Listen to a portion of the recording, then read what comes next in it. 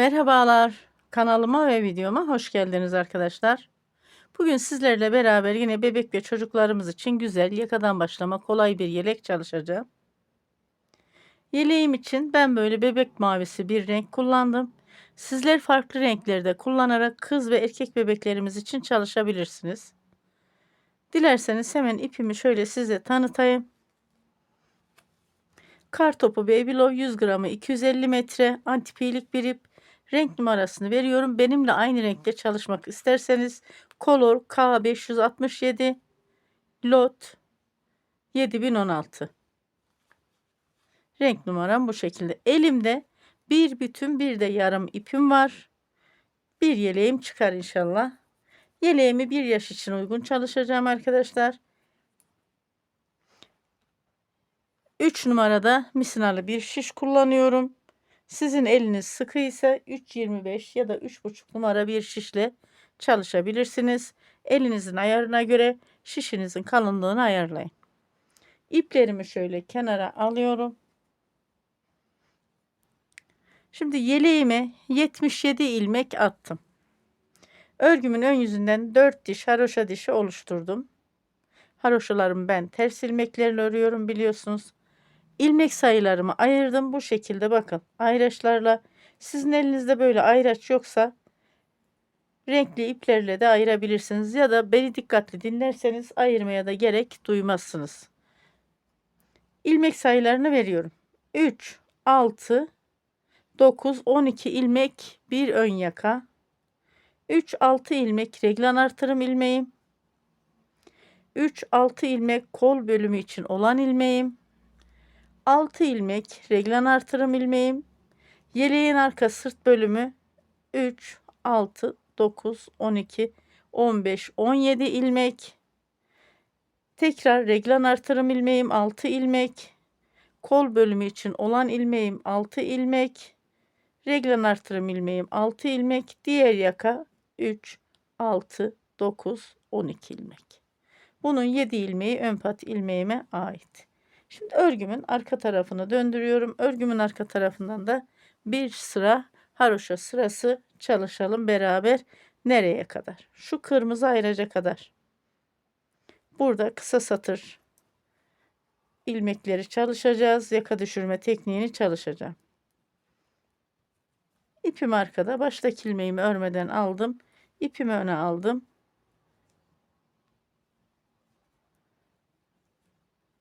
Ters ilmeklerle haroşa çalışıyorum. Videom çok fazla uzamasın diye ben 4 diş haroşa dişini örgümün ön yüzünden çalıştım geldim. Örgümün arka yüzünden de 4 diş haroşa dişi oluşacak. Ayracımı aldım. Tekrar örgünün ön yüzünden çalışırken ilmek saymaya gerek duymayayım diye ayraçlarımı çıkarmıyorum.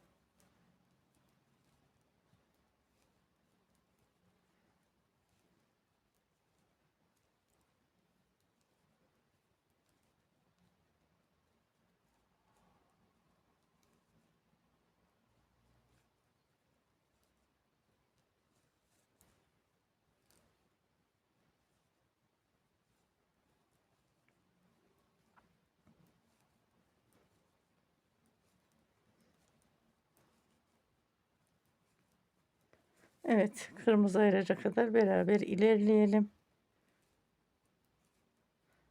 Yaka ilmeğine kadar. Orada kısa satır tekniği çalışacağımı söylemiştim. Yeleklerimizde yaka düşürme tekniğini çalışalım arkadaşlar. Çünkü bebeklerimizin giydiği zaman böyle gıdısı rahatsız olmayacak şekilde çalışıyoruz yeleklerimizi. Burada hiçbir işlem yok. Sadece örgünün arka tarafından gördüğüm tüm ilmekleri ters örüyorum. Haroşa ilmeklerimi oluşturuyorum.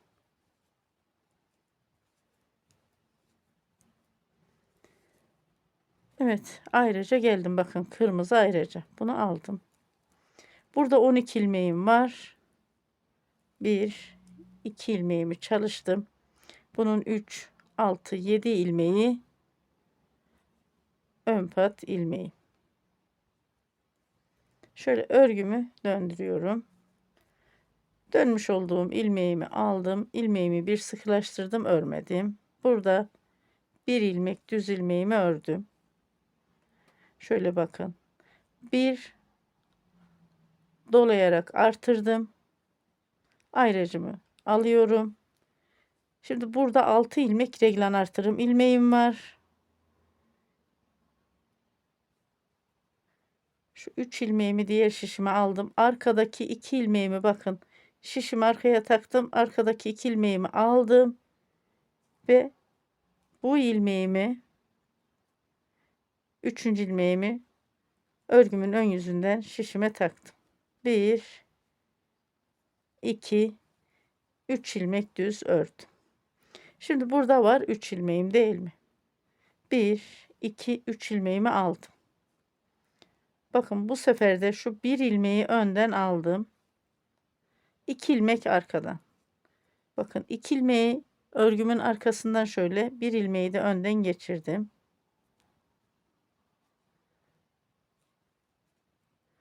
Ve 3 ilmeğimi düz ördüm. Şöyle. Bir dolayarak artırdım. Ayracımı aldım kenara.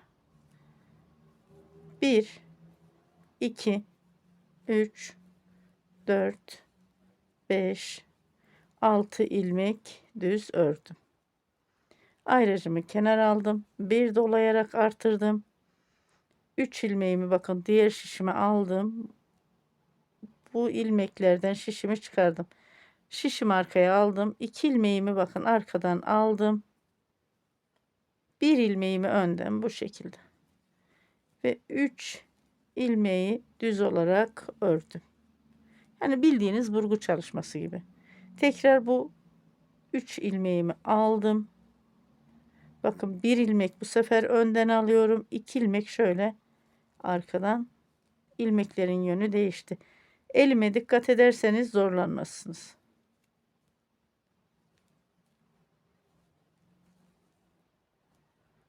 Burada da yine karşılıklı dışa açılacak şekilde burgu oluşturduk. Ayracımı aldım. Bir doladım. 1 2 3 4 5 6 7 8 9 10 11 12 13 14 15 16 17 ilmek yeleğin arka sırt bölümünü düz ördüm. 17 ilmek düz ilmeğimi ördüm. Bir doladım. Burada 3 ilmeğim var. Şöyle 2 ilmeği arkadan aldım. Bir ilmeği önden aldım. Ve 3 ilmeğin içerisinden düz ilmeklerimi ördüm. Burada 3 ilmeğim var. Yine bu şişime aldım. Bakın. Bir ilmeği önden aldım. Şişimi çıkardım. 2 ilmeği arkadan. 2 ilmeği diğer şişime taktım. 1 2 3 ilmek düz ördüm. Dediğim gibi burada karşılıklı dışa açılan burgu çalışıyorum. Ayracımı kenara aldım. Bir doladım. 1 2 3 4 5 6 ilmek düz. Ayracımı kenara aldım. Bir doladım. 3 ilmeğimi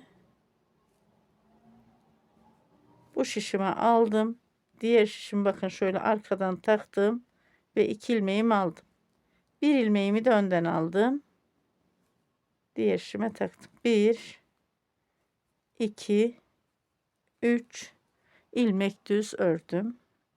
1 2 3 ilmeğimi yine bakın şöyle aldım. Bir ilmek önden şişimi çıkardım. 2 ilmek arkadan. Yer değişti.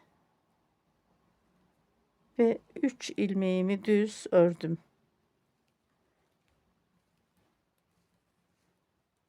Böyle bir burgu çalıştık. Ayracımı kenara aldım. Bir doladım. 1 2 ilmek ördüm. Burada 3 6 7 8 9 10 ilmeğim kaldı. 12 ilmeğim vardı. 2 ilmeğini ördüm. 10 ilmeğim kaldı.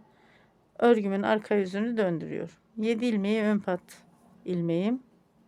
Dönmüş olduğum ilmeğimi örmeden aldım. Örgümün arka yüzünden artırmış olduğum ajur ilmeğimle beraber gördüğüm tüm ilmeklerimi ters örüyorum.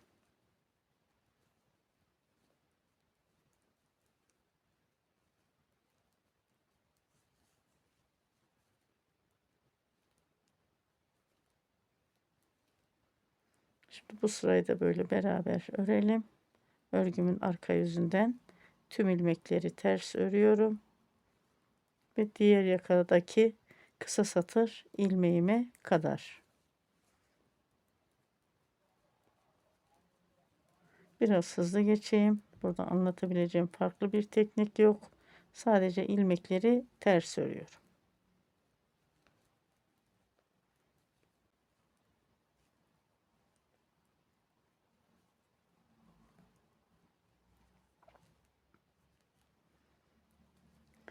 Evet, kısa satır ilmeklerime geldim.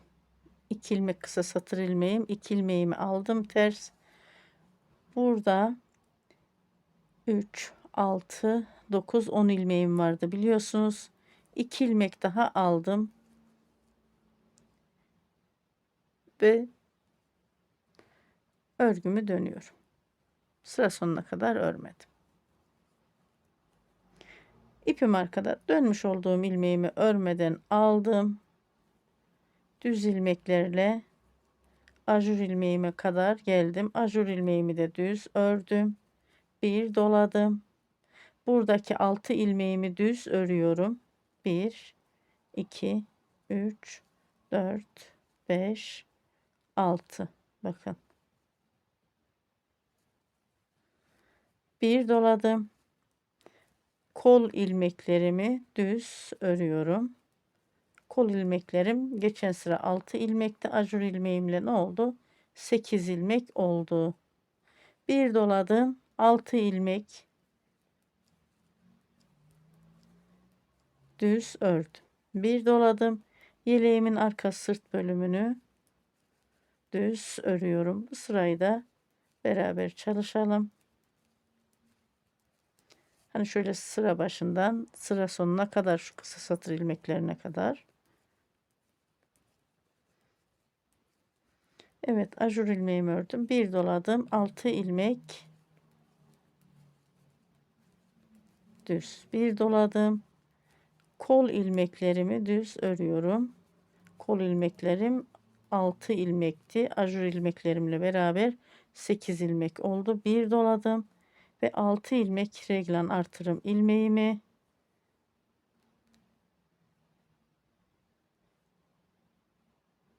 düz örüyorum. Şurada ipin katını almışım. Hemen düzeltiyorum. 6 ilmekten sonra bir doladım ve reglan artırım ilmeğime geldim. Bakın 2 ilmeğimi ördüm. Burada 10 ilmeğim var. 2 ilmek aldım. Burada kaldı 3, 6, 8 ilmeğim, 2 ilmeği aldım. Örgümün arka yüzünü döndürüyorum. Örgümün arka yüzünden dönmüş olduğum ilmeği örmeden alıyorum. İpim önde, artırmış olduğum ajur ilmeklerimle beraber gördüğüm tüm ilmekleri ters örüyorum.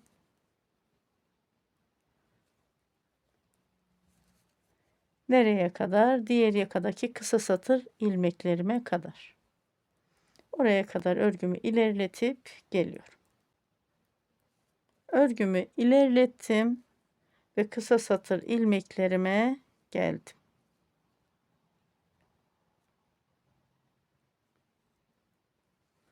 Burada 8 ilmeğim var. Bir ilmeğimi aldım.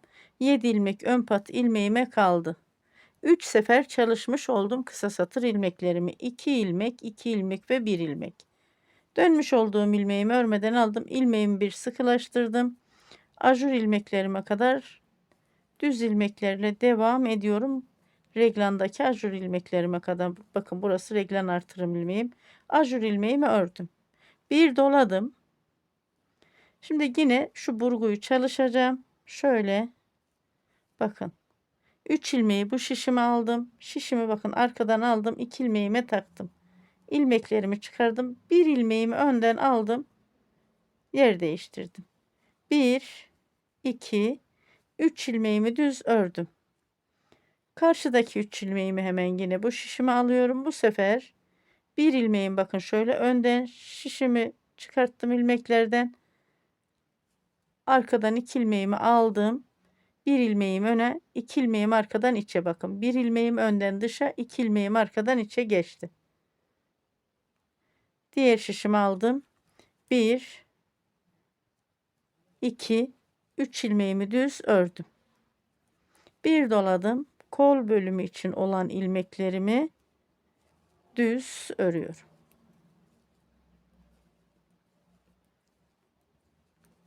Ajur ilmeğime kadar kol bölümü için olan ilmeklerimi düz ördüm. Şöyle bakın. Şu şekilde. Bir doladım. 3 ilmeğimi bu şişimden diğer şişime aldım.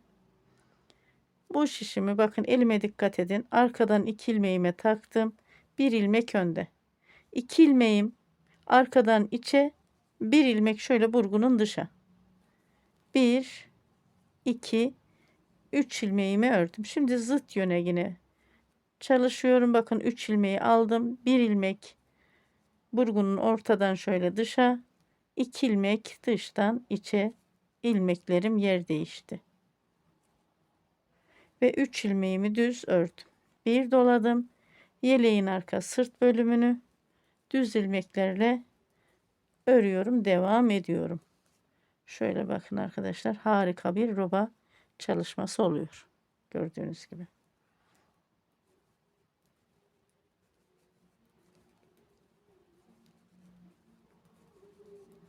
Şimdi diğer reglen artırım ilmeğime geldim. Bir doladım. Alt ilmeğim var. 3 ilmeğimi aldım bu şişime, bakın.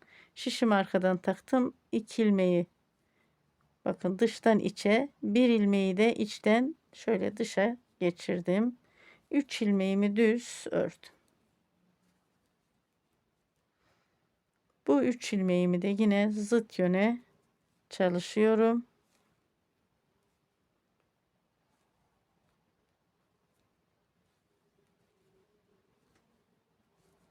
Bir doladım.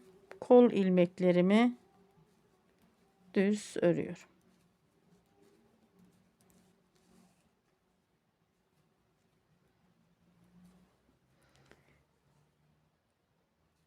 Alt ilmek reglen artırım ilmeğime geldim.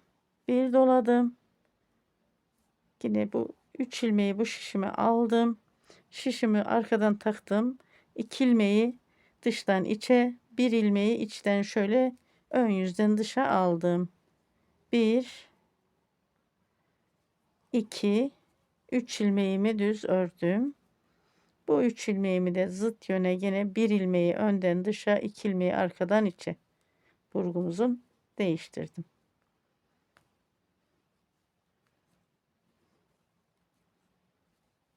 Üç ilmek düz ördüm. Bir doladım. Düz ilmeklerle devam ettim. Reglen artırım ilmeğime geldim. Burada bir ilmek reglen artırım ilmeğimi düz ördüm. 3, 6, 7 ilmek ön pat ilmeğim kaldı. Daha kısa satır tekniği çalışmıyoruz. Bu şekilde bakın arkadaşlar. Örgümün arka yüzünü döndürüyorum. Son kısa satır ilmeğimizi çalıştık. İpimi öne aldım. Dönmüş olduğum ilmeği aldım. Şöyle bir sıkılaştırdım. Örgümün arka yüzünden ajur ilmeklerimde dahil olmak üzere gördüğüm tüm ilmekleri ters örüyorum. Nereye kadar? Bu taraftaki 7 ilmek ön pat ilmeğime kadar örgümü ilerletip geliyorum.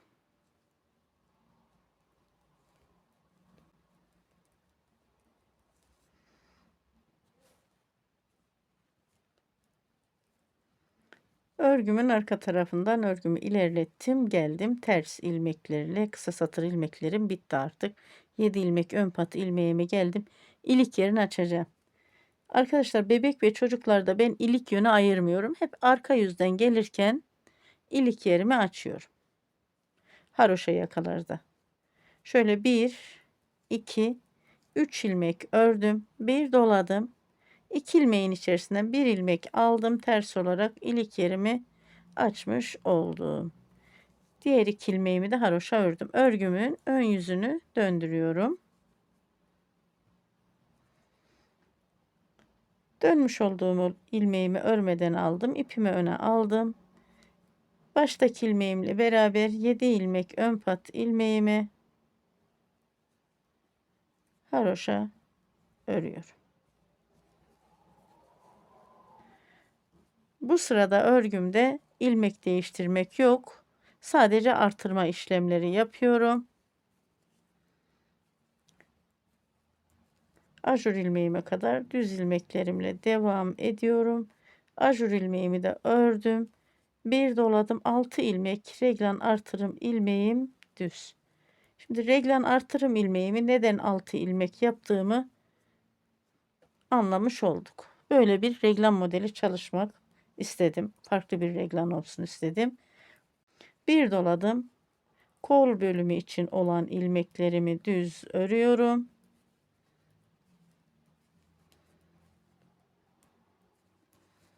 Altı ilmek reglan artırım ilmeğime geldim. Bir doladım. 6 ilmek reglan artırım ilmeğimi düz ördüm. Bir doladım. Yeleğin arka sırt bölümünü düz ilmeklerle örüp devam ediyorum. Bakın burada çalışmış olduğum işlemi bu kolda ve her iki reglanda da çalışacağım. Sıra sonuna kadar. Sıra sonunda da 7 ilmek ön pat ilmeğimi ters ilmeklerle haroşa öreceğim. Sıra sonuna kadar örgümü ilerletip geliyorum. Sıra sonuna kadar örgümü ilerlettim, geldim. 7 ilmek ön pat ilmeğimi de haroşa ördüm ters ilmeklerle.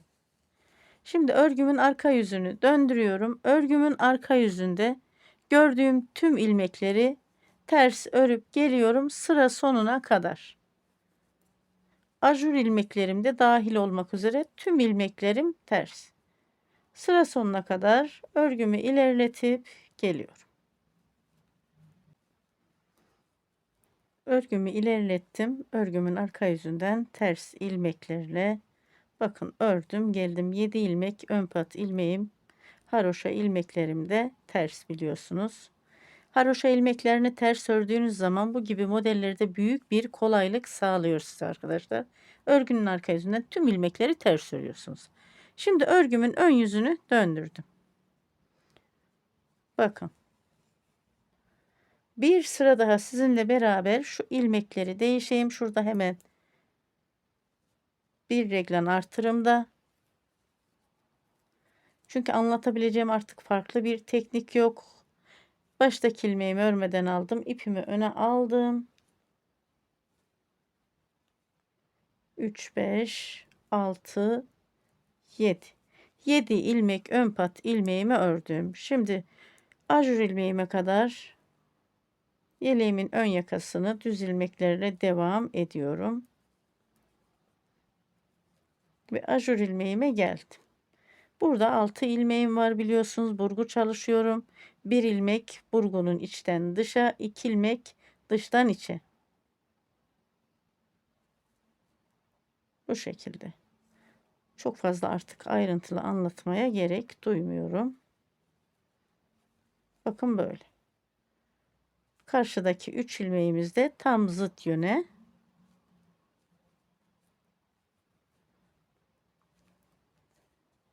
Bir doladım. Kol ilmeklerimi düz örüyorum.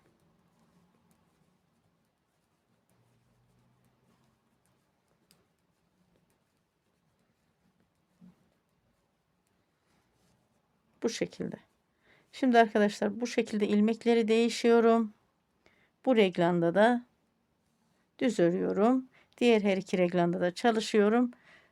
Sıra sonuna kadar, sıra sonunda da 7 ilmek ön pat ilmeğimi haroşa örüyorum ve daha sonra örgümün arka yüzünü döndürüyorum. Tüm ilmeklerimi ters örüp geliyorum. Örgümün arka yüzünden de ördüm, geldim. Şöyle bir bakalım robamıza. Ay çok güzel oluyor arkadaşlar robamız. Şöyle biraz da yakınlaştıralım. Şöyle bakalım. Şimdi arkadaşlar her modelde 2 artırım çalışıyoruz. Her modelde 2 artırım. Şu şekilde 9 model çalışacağım. 18 artırım. Örgümün ön yüzünden 13 haroşa dişi oluşacak. Örgümün arka yüzünden gelirken de bir ilik yeri açacağım. Şimdi ben 9 modeli çalışayım. 18 artırımda çalışıp geleyim. Robamı yeterli bir sayıya gelene kadar ördüm arkadaşlar. Ne demiştik? 9 model 18 artırım. Şöyle bakın. 1, 2, 3, 4, 5, 6, 7, 8, 9 model çalıştım. Hemen ajurları da sayalım. 1, 2, 3, 4, 5, 6, 7, 8, 9, 10, 11, 12, 13, 14, 15, 16, 17, 18. İlmek sayılarında vereyim arkadaşlar. 33 ilmek bir yaka. Kol 48 ilmek. Arka 59 ilmek. Diğer kol 48 ve diğer yaka 33 ilmek. Şöyle kol ve beden ayrımında şu şekilde ayırdım. Bakın 6 ilmek reglen artırım ilmeğimiz vardı ya arkadaşlar. Bunun 3 ilmeğini ön yakaya, 3 ilmeğini kola. Burada da yine 3 ilmek kola, 3 ilmek yeleğin arka sırt bölümünde. Keza burada da aynı şekilde 3 ilmek yeleğin arka sırt bölümü, 3 ilmek kol. 3 ilmek kol bölümü, 3 ilmek ön yaka. Şimdi kol ve bedeni ayırabilmemiz için haroşa çalışmasına geçiyorum.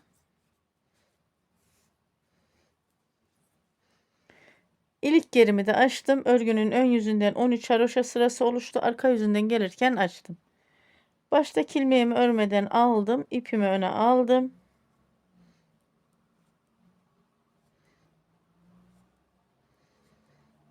Ters ilmeklerle haroşaya devam ediyorum. 7 ilmek ön pat ilmeğimde haroşa biliyorsunuz. Bakın.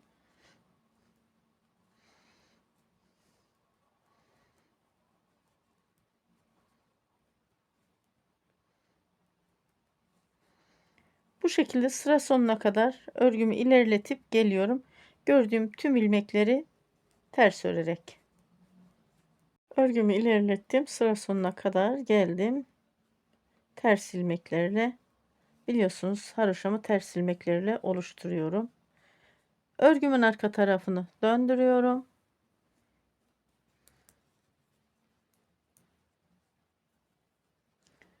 Baştaki ilmeğimi örmeden alıyorum. 7 ilmek ön pat ilmeğimle beraber örgünün arka tarafından yine gördüğüm tüm ilmekleri ters örüyorum.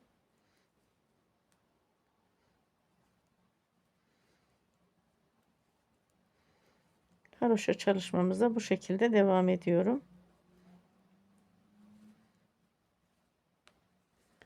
Şöyle bir bakalım. Bakın haroşa çalışmamız daha net belli oldu. Örgünün arka yüzünden de örünce. Örgünün ön yüzünden 3 diş haroşa oluşturup geliyorum bu şekilde. Örgünün ön yüzünden 3 sıra haroşa sıramı oluşturdum. Geldim. Roba yükseklik ölçüsünü alalım. Daha sonra kol ilmeklerini kapatalım. 13 santim roba yükseklik ölçümüz. İlmek sayılarını haroşaya başlamadan önce vermiştim. Tekrarlıyorum. 33 ilmek bir yaka, 48 ilmek kol, 59 ilmek yeleğin arka sırt bölümü, 48 ilmek diğer kol, 33 ilmek diğer yaka. Toplamda 222 ilmeğim var. Kol ilmeklerini çıkardıktan sonra elimde 125 ilmek kalacak. 48 ilmek bir taraftan, 48 ilmekte bir taraftan kol ilmeklerini kapattıktan sonra elimde 125 ilmeğim kalıyor. Kol altından da ilmeklerimizi artıracağız biliyorsunuz arkadaşlar. İlmek kapatırken tekrar ilmek saymamak için bildiğiniz gibi haroşa aralarına ayraçları işaretlemiştim. Şimdi baştaki ilmeğimi örmeden aldım. İpimi öne aldım. Şu şişimi şöyle kenara alayım. 7 ilmek ön pat ilmeğimle beraber gördüğüm tüm ilmekleri haroşa örüyorum. Haroşa ilmeklerimi ters ilmeklerle çalışıyorum biliyorsunuz. Arada da böyle ipin katını alıyormuşum. Onu da düzeltiyorum arkadaşlar. Şöyle bakın 4. haroşa sıramız.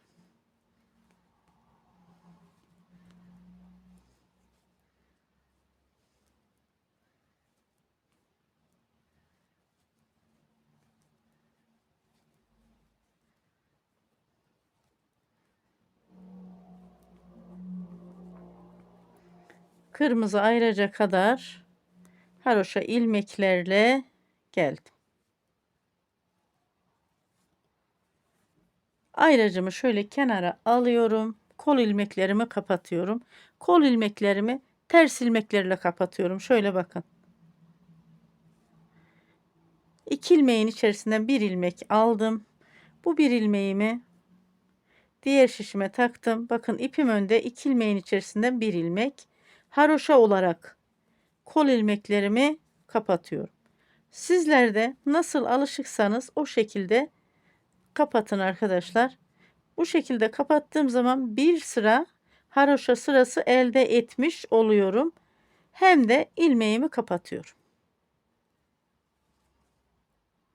Bakın bu şekilde.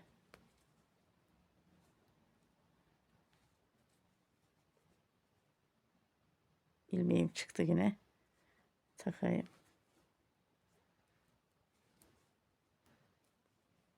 Şöyle bakın. Şiş ile kapatmakta zorlanırsanız şu şekilde tığ ile de kapatabilirsiniz. Bakın şöyle. Şu şekilde tığ ile de kapatabilirsiniz. Her ikisini de size anlatmaya çalışıyorum. İpim önde. Bakın şişteki ilmeğimi alıyorum. Şöyle 2 ilmeğin içerisinden 1 ilmek.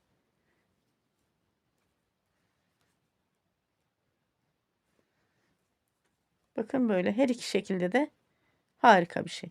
Şimdi şu mor ayraca kadar ilmeklerimi kapatıp geliyorum. İlmeklerimi kapattım. Mor ayraca geldim. Ayracımı kenara alıyorum. Bu bir ilmek kola ait. Bir ilmek de yeleğin arka sırt bölümüne ait. Yine 2 ilmeğin içerisinde 1 ilmek haroşa aldım. Bakın bu şekilde. Şimdi ben bu tarafa doğru arkayı örerim. Kolu da kapatır giderim değil mi? Ama ben öyle yapmayı tercih etmiyorum. Şöyle örgümü döndürüyorum. Kol altından 5 ilmek artırıyorum.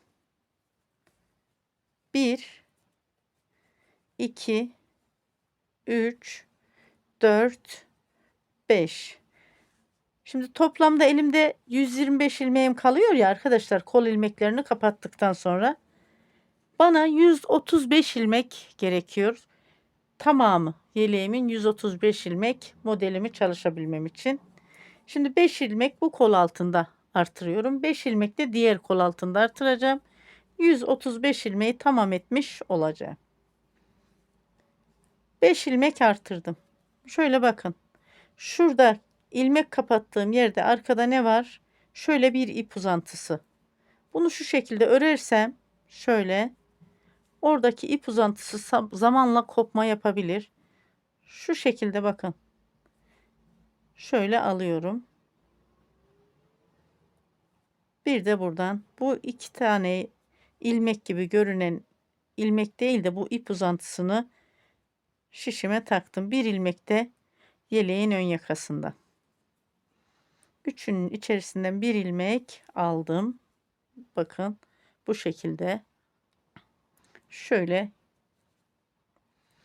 Şimdi örgümü döndürüyorum. Dönmüş olduğum ilmeği örmeden aldım. İpimi öne aldım. Bu 5 ilmeği ters ilmeklerle örüyorum. Siz dilerseniz düz olarak örebilirsiniz. Öyle daha kolay örülür. Ters ilmekle örme sebebim kol altı tok dursun diye. Düz ilmeklerle örersem kol altı biraz zayıf kalıyor. Bakın örgümün ön yüzündeyim burada. Bu 5 ilmeğimi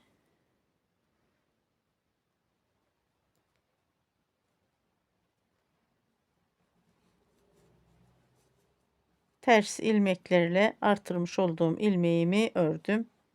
Bu bir ilmeğim yeleğin arka sırt bölümüne ait. Yeleğin arka sırt bölümünde ters ilmeklerle haroşa ile devam edeceğim. Şimdi burada şu ilmeğimi ördüm. Şunu da ördüm. Bakın burada şöyle bir açıklık oluşuyor.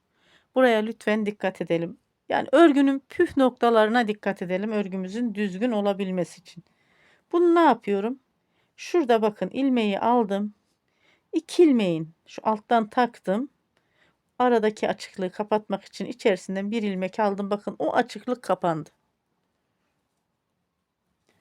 Ve haroşa ilmeklerimle diğer kol ilmeğine kadar devam ediyorum. Şimdi bu kolda nasıl çalıştıysak ilmekleri kapattık. Döndük 5 ilmek ördük. Geriye 5 ilmek artırdık. Pardon. Döndüm 5 ilmeğimi ördüm geriye. Yeleğin arka sırt bölümünden örüp geliyorum kol ilmeklerine kadar. Kol ilmeklerimi yine ters ilmek olarak haroşa olarak kapatıyorum. Burada bir sıra haroşa sırası kazanmış oluyorum. Şöyle gördüğünüz gibi 1, 2, 3, 4 sıra. Bakın burada 3 sıra. Sonra dönüyorum. 5 ilmeğimi artırıyorum. Dönüyorum örüp geliyorum. Sıra sonuna kadar. Şimdi sıra sonuna kadar örüp geliyorum.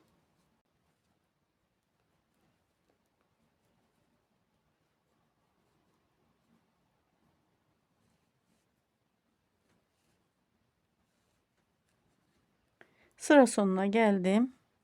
Bu kolda da şu diğer kolda çalıştığım gibi çalıştım. Şöyle bakın arkadaşlar. Aynı şekilde. Şimdi örgümün arka yüzünü döndürüyorum. Toplamda elimde 135 ilmeğim oldu. Örgümün arka yüzünden de gördüğüm tüm ilmekleri sıra başından sıra sonuna kadar ters ilmeklerle oluşturuyorum.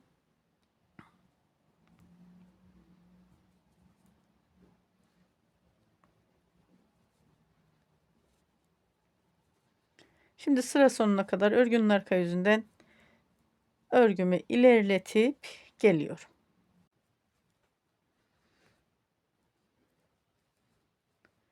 Örgünün arka tarafından tüm ilmeklerimi ters ördüm, geldim. 7 ilmek haroşa ilmeğim de ters. Bildiğiniz gibi. Şimdi örgümün ön yüzünü döndürüyorum. Örgümün ön yüzünden 7 ilmek ön pat ilmeklerimi haroşa örüyorum. Diğer ilmeklerimi düz örüyorum. Baştaki ilmeğimi örmeden aldım. İpimi öne aldım. Baştaki ilmeğimle beraber 7 ilmek ön pat ilmeğimi haroşa ördüm. Şimdi düz ilmeklerle devam ediyorum.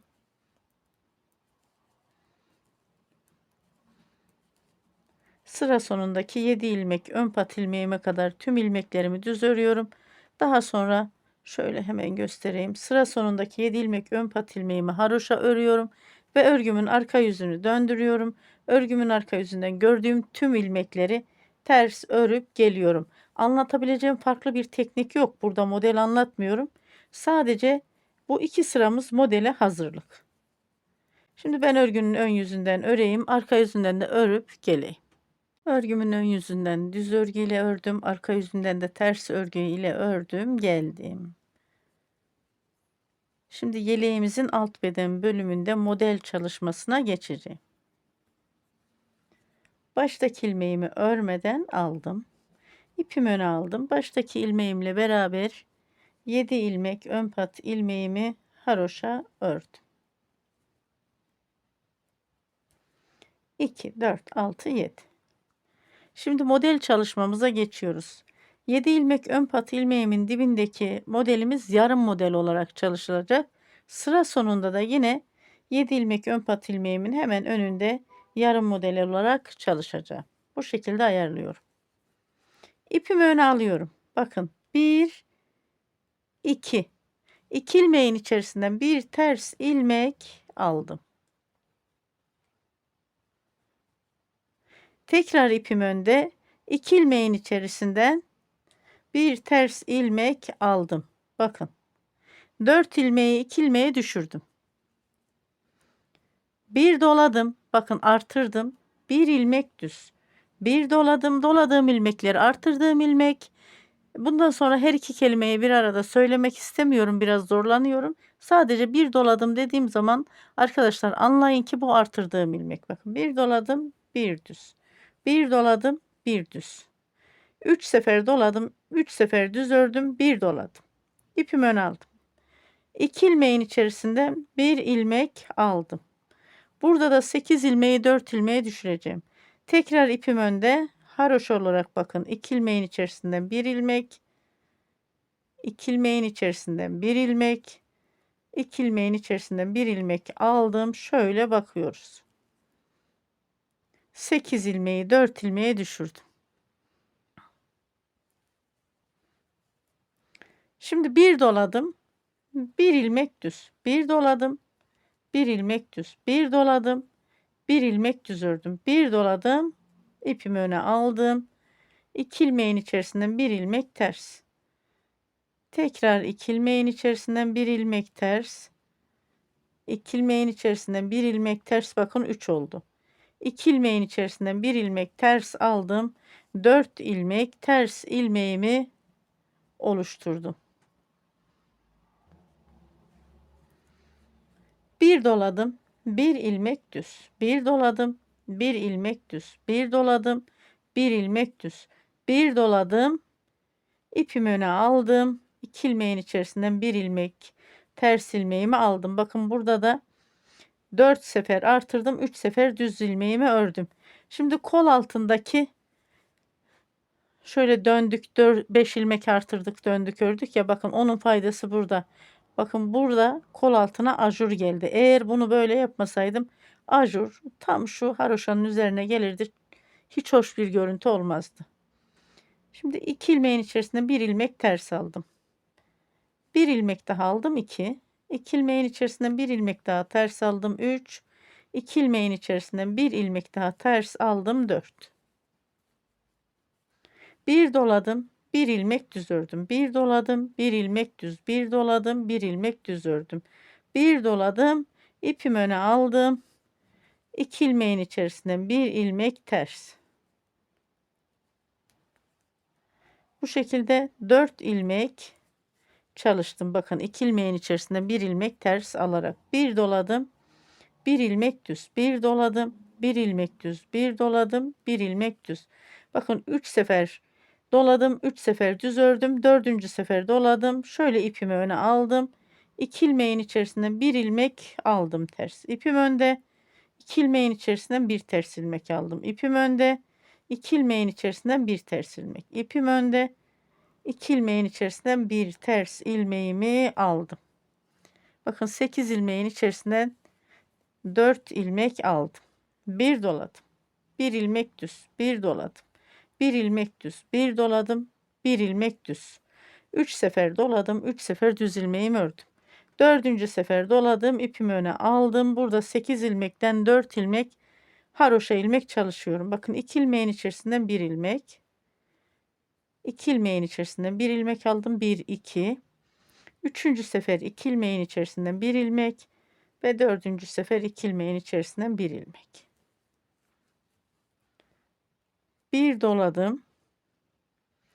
Bir ilmek düz ilmeğimi ördüm. Bir doladım, bir ilmek düz. Bir doladım, bir ilmek düz. Bir doladım.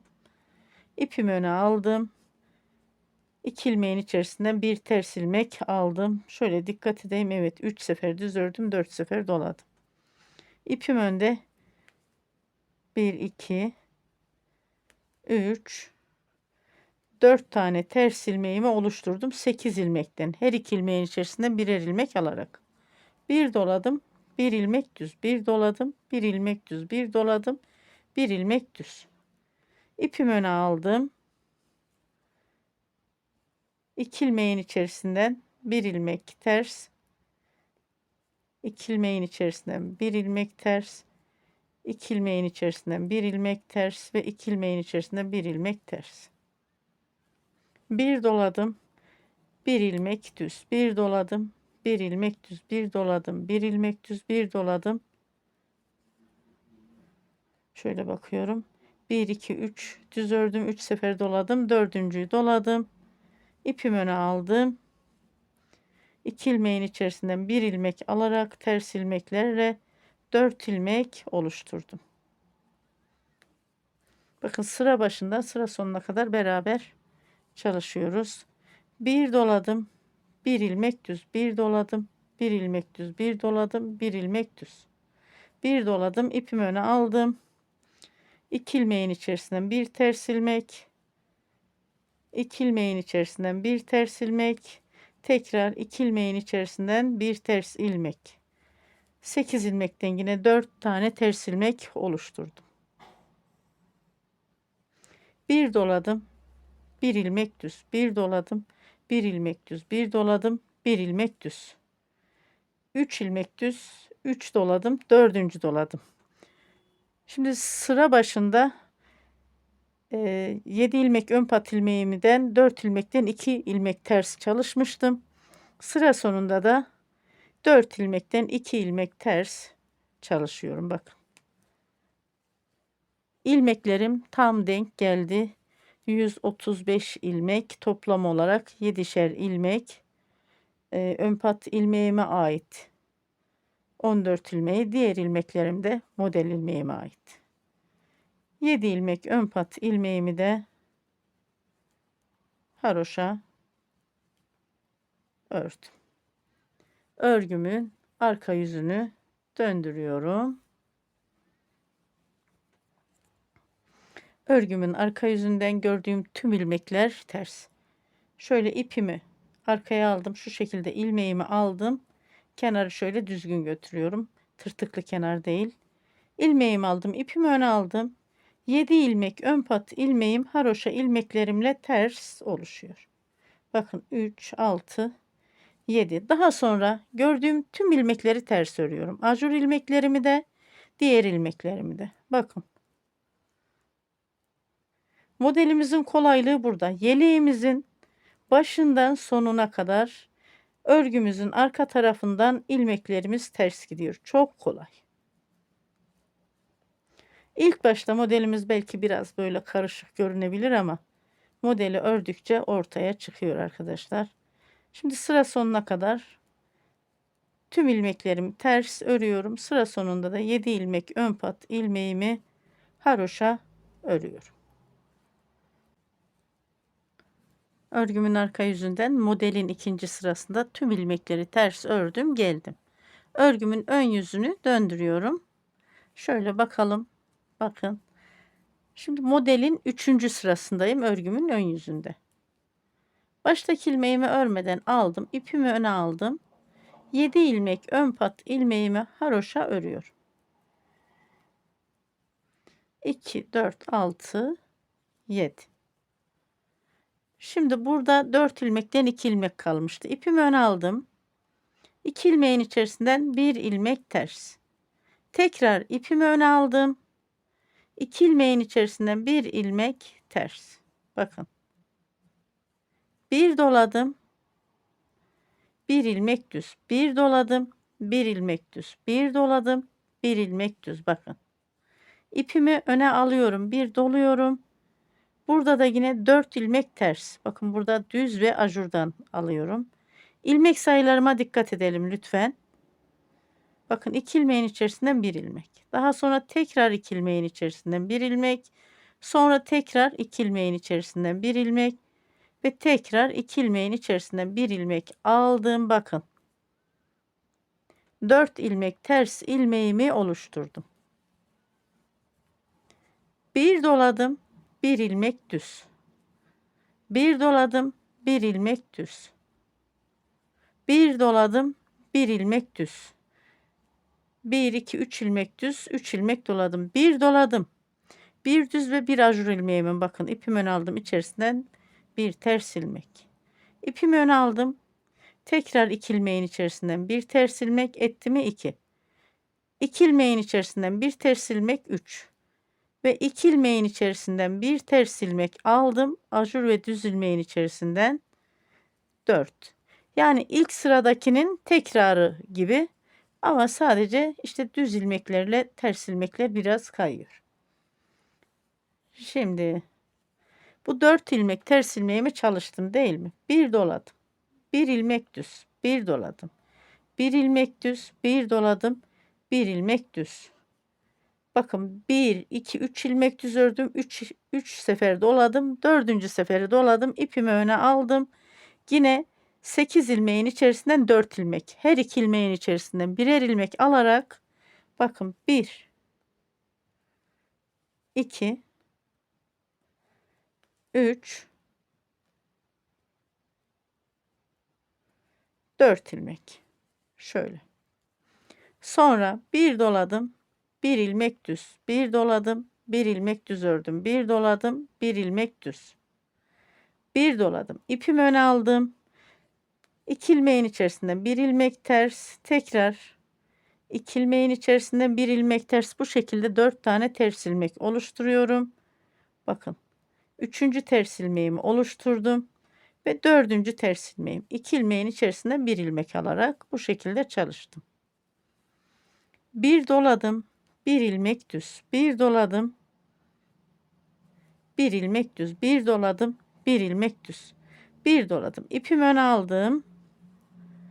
2 ilmeğin içerisinden bir ilmek alarak 4 tane ters ilmek oluşturuyorum. Şöyle. Bakın sıra başında çok ayrıntılı anlattım. Sıra sonuna kadar yine beraber çalışalım modelimizin 3. sırasını. Şimdi bir doladım, bir ilmek düz. Bir doladım, bir ilmek düz. Bir doladım, bir ilmek düz. Bir doladım. İpimi öne aldım.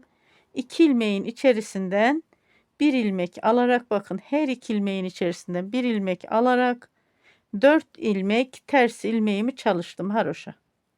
Bir doladım, bir ilmek düz. Bir doladım, bir ilmek düz. Bir doladım, bir ilmek düz. 4. ilmeğimi doladım. Yine her 2 ilmeğin içerisinden bir ilmek alarak 4 ilmek ters ilmeğimi oluşturdum. Bir doladım. Bir ilmek düz ördüm. Bir doladım. Bir ilmek düz. Bir doladım. Bir ilmek düz ördüm. 3 doladım. 3 ilmek düz ördüm. 4.'yü doladım. İpimi öne aldım. Yine şöyle her 2 ilmeğin içerisinden bir ilmek ters ilmek alarak 4 ilmek ters ilmeğimi çalışıyorum. 1, 2, 3 ve 4. Şöyle bakın. Bir doladım. Bir ilmek düz, bir doladım. Bir ilmek düz, bir doladım. Bir ilmek düz. Şöyle gördüğünüz gibi. Bir doladım, bir ilmek düz. Şöyle bakıyorum. Bir doladım, bir ilmek düz. Evet. 3 sefer doladım, 3 sefer düz ördüm. Bir doluyorum, ipimi öne alıyorum. Her 2 ilmeğin içerisinden bir ilmek alarak 4 ilmek haroşa ilmeğimi oluşturdum. Şimdi bir doladım, bir ilmek düz, bir doladım, bir ilmek düz, bir doladım, bir ilmek düz, bir doladım. İpimi öne alıyorum. 2 ilmeğin içerisinden bir ilmek, tekrar 2 ilmeğin içerisinden bir ilmek, 2 ilmeğin içerisinden bir ilmek ve tekrar 2 ilmeğin içerisinden bir ilmek aldım. 4 ilmek ters ilmeğimi oluşturdum. Şöyle bakın. Sonra bir doladım, bir ilmek düz, bir doladım, bir ilmek düz, bir doladım, bir ilmek düz. Bir doladım. İpimi öne aldım. 2 ilmeğin içerisinden bir ilmek ters. Daha sonra tekrar 2 ilmeğin içerisinden bir ilmek ters. Bu ters ilmeklerim modele ait. Sonra 7 ilmek ön pat ilmeğimi haroşa örüyorum. 7 ilmek ön pat ilmeğimi ördüm. Modelde 3 sırayı tamamladım. Bakın buradan sonra model çalışmamız. Şimdi örgümün arka yüzünü döndürüyorum. Örgümün arka yüzünde sıra başından sıra sonuna kadar 7 ilmek ön pat ilmeklerim de dahil olmak üzere tüm ilmeklerim ters. Haroşa ilmeklerimi de ters oluşturduğum için ön pat ilmeklerimi de ters örüyorum. Sıra sonuna kadar örgümü ilerletip geliyorum. Modelimde 4. sıradayım. Örgümün arka tarafından tüm ilmekleri ters ördüm, geldim. Modelde 4 sırayı tamamlamış oldum. Şimdi modelde 5. sıradayım. 4 sırada model çalışıyoruz. Bu sırada düz öreceğim. Örgümün ön yüzünden düz. Bakın şöyle. Baştaki ilmeğimi örmeden aldım. İpimi öne aldım. 7 ilmek ön pat ilmeğimi haroşa örüyorum. Şimdi gördüğüm tüm ilmekleri sıra sonundaki 7 ilmek ön pat ilmeğime kadar düz örüyorum.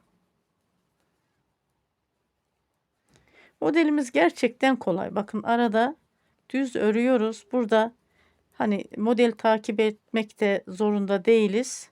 Düz ördüğümüz sıralarda kolay bir şekilde örgümüz ilerler. Zevkli bir model.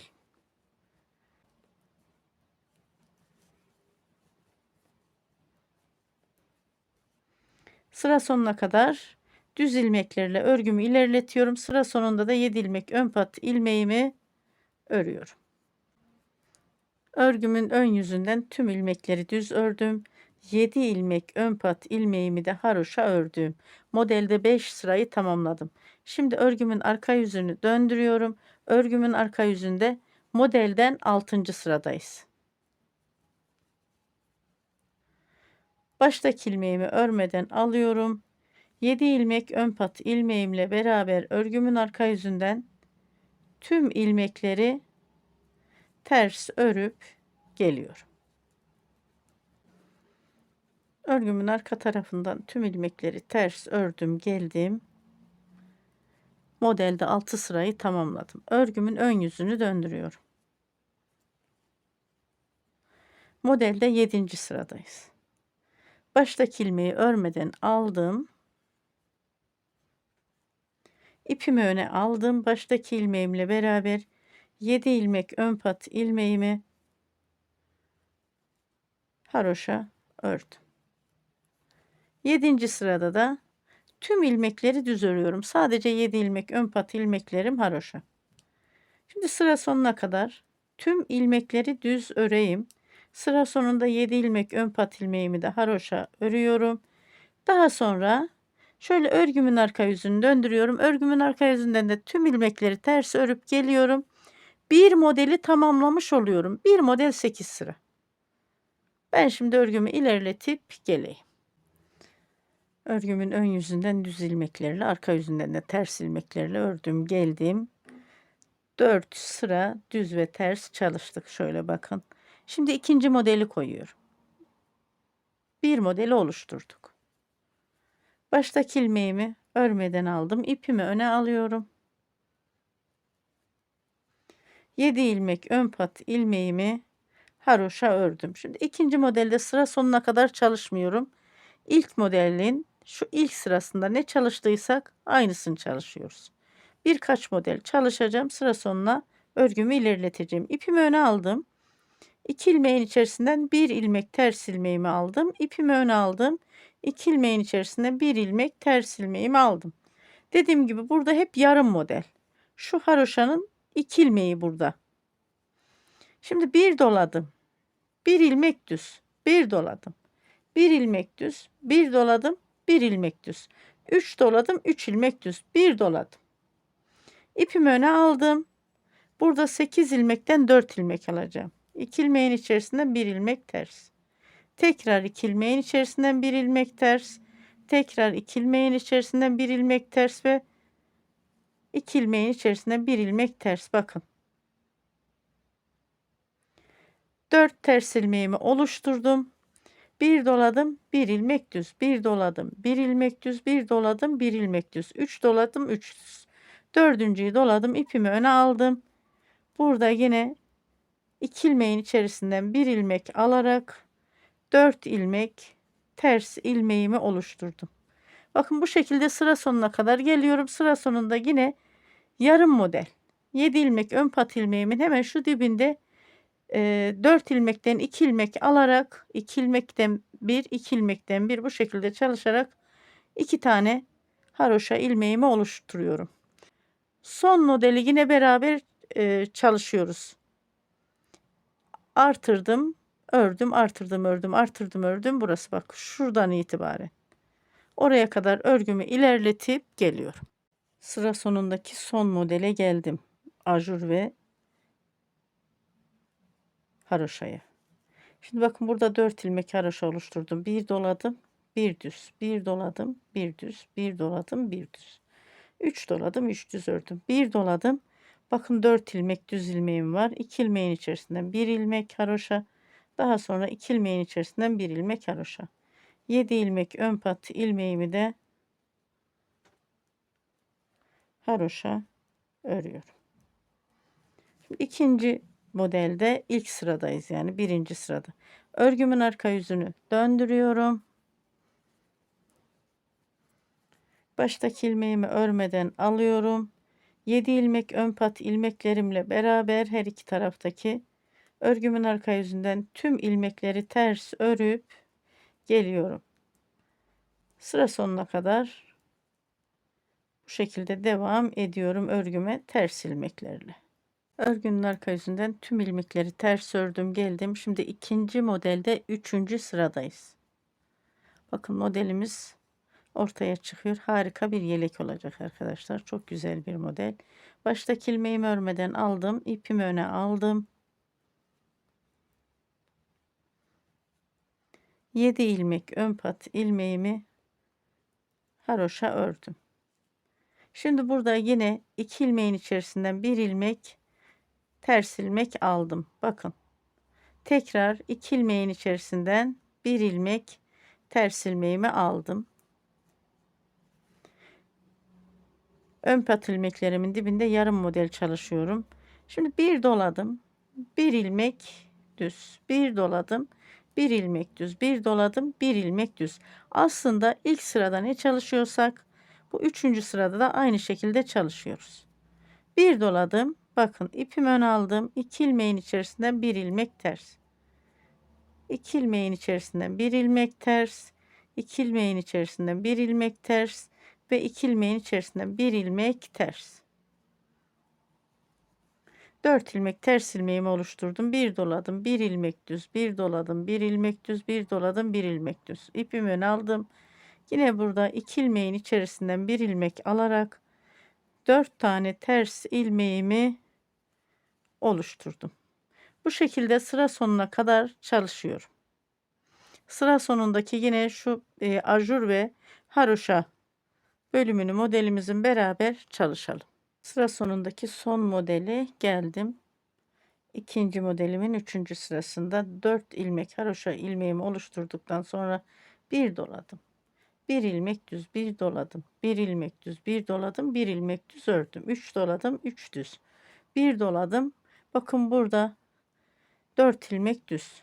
2 ilmeğin içerisinden 1 ilmek, daha sonra 2 ilmeğin içerisinden 1 ilmek aldım. 2 ilmek haroşa ilmeğimi oluşturdum. Ve 7 ilmek ön pat ilmeğimi de haroşa örüyorum. Örgümün arka yüzünü döndürüyorum. Örgümün arka yüzünden sıra başından sıra sonuna kadar gördüğüm tüm ilmekleri ters örüp geliyorum. Modelde 4 sıra çalışmış oluyoruz. Örgünün arka yüzünden 4. sıradayım. Örgümün arka yüzünden ters ilmeklerle ördüm, geldim. Baştaki ilmeğimi örmeden aldım. İpimi öne aldım.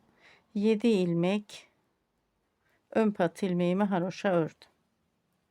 Daha sonra gördüğüm tüm ilmekleri örgümün ön yüzünden düz örüyorum. Modelde 4 sırayı tamamladım. 5. sıradayım. Şimdi bu şekilde şuradaki gibi aynen örgünün ön yüzünden düz örüyorum. Arka yüzünden ters 2 sıra. Tekrar ön yüzünden düz ördüm 3. Arka yüzünden ters ördüm 4. Şimdi 2 sıra düz 2 sıra ters örgümü tamamlayıp geliyorum. 4 sırayı tamamladım, geldim. 2 model çalıştım. Bundan sonra hep Modelde işlem tekrar olacak. Şöyle kol altı artırdığım ilmeklerden yeleğimizin genişlik ölçüsünü bir alıyorum.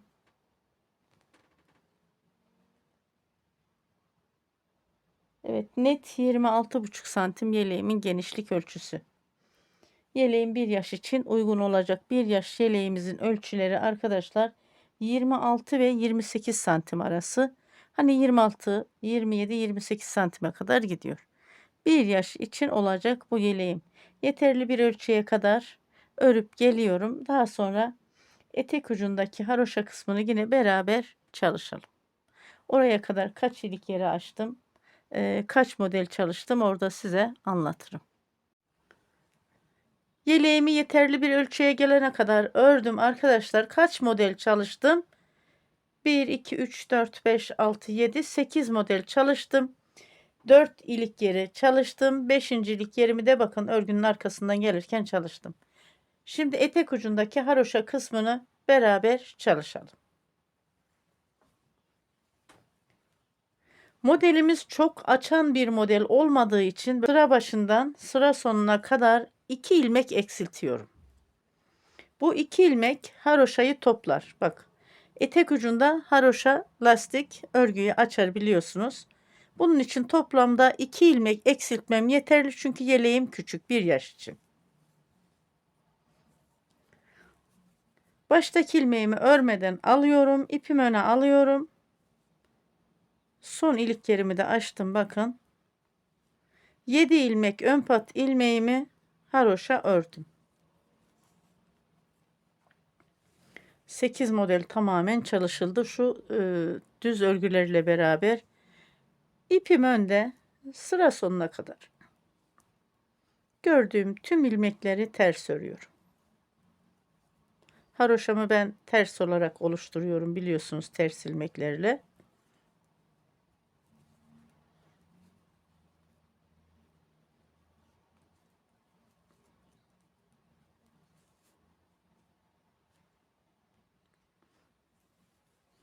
Şimdi şöyle biraz öreyim. Belirli aralıklarla 2 sefer eksiltmemiz yeterli. Etek ucundaki volanlamaya o 2 ilmek önler. Örgünün püf noktalarına çok dikkat edelim arkadaşlar. Kol altında biliyorsunuz farklı bir kol altı birleştirme yapıyorum ben. Bu püf noktalarını da veriyorum. Şimdi böyle biraz ördüm değil mi? Hemen şöyle 2 ilmeğin içerisinden bir ilmek haroşa aldım. Bakın eksilttim. Sonra belirli bir aralıktan sonra yine bir ilmek daha eksilteceğim. Sıra sonuna kadar örgümü ilerletip geliyorum. Sıra sonuna geldim. Bir sıra haroşa sırası oluşturdum. Toplamda da 2 ilmek eksilttim. Şimdi örgümün arka yüzünü döndürüyorum. Şöyle arkadaşlar bakın. Örgümün arka yüzünden de tüm ilmekleri ters örüyorum.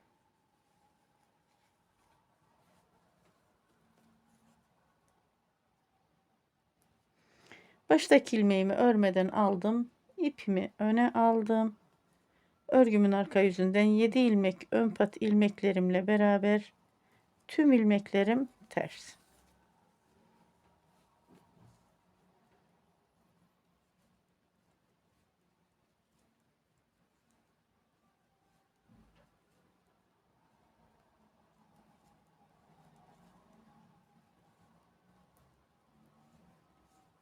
Şöyle bakalım.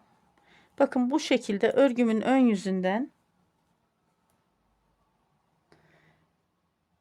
4 diş haroşayı oluşturalım. 5. diş haroşada ilmekleri kapatalım.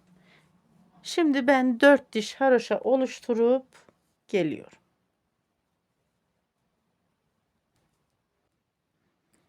Örgümün ön yüzünden 4 diş haroşa sırasını oluşturdum. Örgümüzü kapatalım. Kolda nasıl kapattıysam burada da aynı şekilde kapatacağım.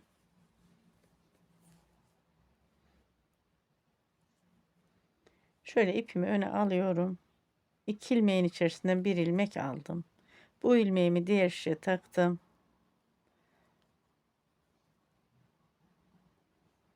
Ve 2 ilmeğin içerisinden bir ilmek. Bu ilmeğimi diğer şişime taktım. 2 ilmeğin içerisinden bir ilmek. Bakın bu şekilde haroşa olarak kapatıyorum. Ters ilmeklerle.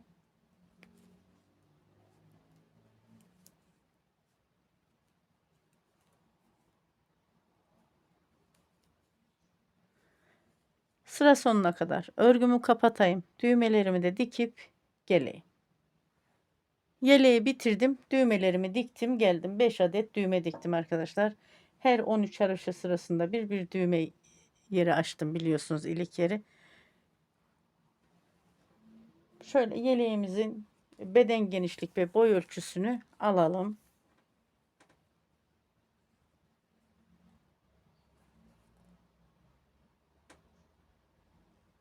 ...26,5 santim beden genişlik yeleğimde. Boy ölçüsünü de alıyorum. 33 santimde yeleğimizin boy ölçüsü enseden arkadaşlar. Yeleğim 1 yaş için uygun oldu. Video içerisinde de ölçü almıştım. Orada da yanlış hatırlamıyorsam yine 26,5 santimdi. Bizi yanıltmadı oradaki ölçümüz. Roba tasarımı bana ait. Bu model çeşitli örgüleri de vardır ama bu modeli robaya ben tasarladım. Alt beden bölümündeki model ise hem bebek yeleklerinde hem de yetişkin çeyizlik yeleklerinde bile uygulanır. Şöyle bakın arkadaşlar. Ben mavi renk çalıştım. Sizler de dilediğiniz renkte çalışabilirsiniz. İpim ne kadar gitti? Elimde 1,5 ipim vardı. Bir tüm bir de yarım ipim vardı. Tüm ipim bitti. Yarım ipimi şöyle nerede başladım? Hemen onu da göstereyim. Şurada. Evet. Şöyle arkadaşlar, şuralarda, bu sırada da yarım ipim. Yani bir ipten birazcık fazla gitti yeleğimize. Hoşça kalın. Sevgi ve saygıyla kalın. Allah'a emanet olun. Bir dahaki projelerimizde, bir dahaki videolarımızda görüşmek üzere diyorum.